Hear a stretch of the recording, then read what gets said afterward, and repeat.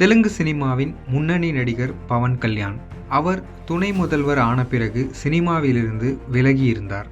அதே சமயம் அவர் முன்பு நடிக்க ஒப்புக்கொண்டு பாதியிலேயே நின்று போன படங்களை ஒவ்வொன்றாக நடித்து முடித்து கொடுத்து வருகிறார். அப்படி அவர் சமீபத்தில் நடித்து கொடுத்த படம் ஹரிஹர வீரமல்லு. முதலில் இப்படத்தை கிரிஷ் இயக்கினார். பின்பு படத்தில் ஏற்பட்ட தாமதங்கள் காரணமாக அவர் இப்படத்திலிருந்து விலக, இப்படத்தின் தயாரிப்பாளர் AM ரத்னத்தின் மகன் ஜோதி கிருஷ்ணா படத்தை இயக்கினார். பல்வேறு ரிலீஸ் தேதிகள் மாறி மாறி ஒரு வழியாக ஜூலை 24ஆம் தேதி திரையரங்கில் வெளியானது ஹரிஹர வீரமல்லு. படத்திற்கு எதிர்பார்த்த வரவேற்பு கிடைக்கவில்லை. மோசமான விமர்சனங்களை பெற்று தோல்வியடைந்தது.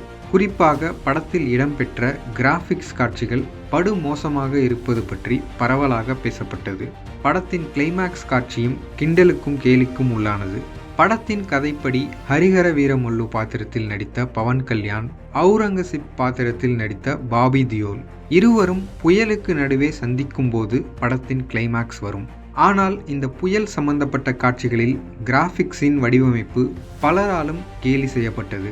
எனவே 3ஆம் நாளிலிருந்து அந்த புயல் சம்பந்தப்பட்ட காட்சிகளை படத்திலிருந்து நீக்கிவிட்டு, புயல் வருவதற்கு முன்பே பவன் கல்யாண் குதிரையில் வருவது போன்ற காட்சியை வைத்து, பவன் கல்யாணின் வருகையை புயலுடன் ஒப்பிட்டு பேசும்படியான காட்சியை வைத்து அதை படத்தின் கிளைமேக்ஸாக மாற்றினர். இப்போது ஆகஸ்ட் 20ஆம் தேதி OTTயில் வெளியான ஹரிஹர வீரமல்லு படத்தின் கிளைமேக்ஸையும் மாற்றியுள்ளனர்.